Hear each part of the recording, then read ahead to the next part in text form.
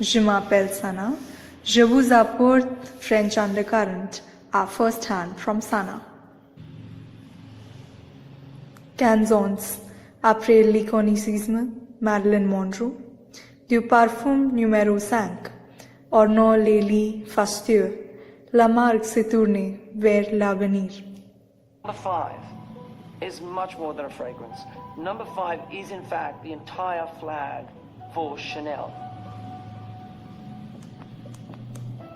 When you think of the story of number 5, whether it's GIs bringing it home for their girls after the Second World War, whether it's Marilyn saying, you know, what do you wear in bed? Nothing but a little number 5.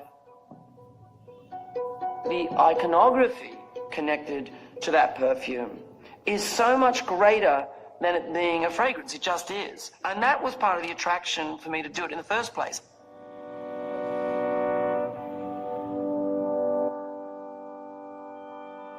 When you look at the endless directors who have worked, or the photographers, it's almost a privilege to be invited into the number 5 club. That bottle, that fragrance, is a symbol. In a way, it doesn't compete with other fragrances because it has its own space and its own place. It sits alone because it's an icon. That's why it's used in the jewelry so much, or in the apparel, because its symbolism is very powerful. To me, number 5 represents the ultimate perfume. If you had to have a generic name for perfume, it would be number 5.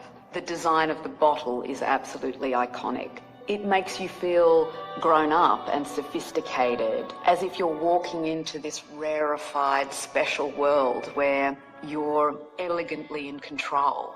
I think the smell evokes so many memories and thoughts that you have. Quand les nombres ont une signification profonde dans la vie d'une personne, voici ce que cela signifie dans son voyage numéro 5. 5 numbers. Chanel, Paris. Number 1, Rue Cambon.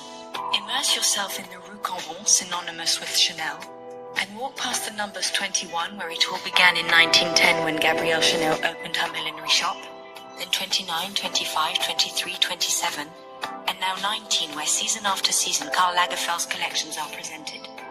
Enter, finally, at 31, the address of a lifetime. Climb the staircase that so many clients and celebrities have ascended. Coco covered its walls with mirrors, arranged so that her designs would multiply infinitely and her legend would be reflected for all time. Sit on a step, the vantage point from which Mademoiselle, hidden from view, oversaw the presentation of her collections. Descend to the salons on the first floor. Until 1971, young women from high society modeled designs in these rooms. Today, only celebrities and haute couture clients have their fittings in this palace of white, beige and black, designed by Karl Lagerfeld. Reach the inner sanctum, the atelier. Here, she made and remade her designs directly on the models, cigarette at her lips, scissors about her neck and pins in hand. To create the collections of tomorrow, Karl Lagerfeld has refashioned the space. Versailles hardwood sheathed in silver leaf, windows veiled in organdy, white walls covered with sketches.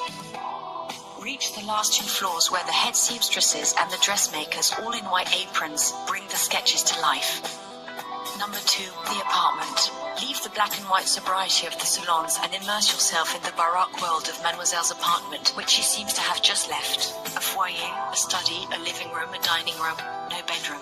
A harmonious chaos where each object reveals Gabrielle Chanel's inspiration without divulging her secrets. Screens of Coromandel lacquer, octagonal mirrors, a chandelier adorned with camellias, the 5, the 2 and the double C monogram, stylized stalks of wheat, Buddhas, lines and statues of the Virgin Mary and Aphrodite, which internally stand guard.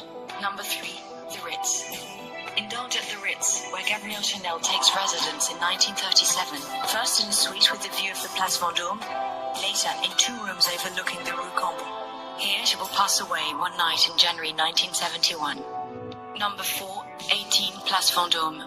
Open the door of the Hotel Cressard, which was entirely refurbished by Chanel in 1997 to house its fine jewelry collections. She was the first woman and the first couturière to step into this opulent world where her name still endures. La Place Vendôme. Number 5, the Grand Palais. Gaze upon the monumental theatre of the Chanel runway shows, the Grand Palais. Under its towering dome, magical sets make each collection a revolution. A forest of oak and pine, a Venetian lion 40 feet tall, a shivering ice floe, an immense French garden punctuated with fountains, or, as on a film set, the Rue Cambon identically recreated. Bien sûr, ces qu'une femme veut enrouler autour d'elle. Le parfum est une émotion encapsulée avec une étiquette.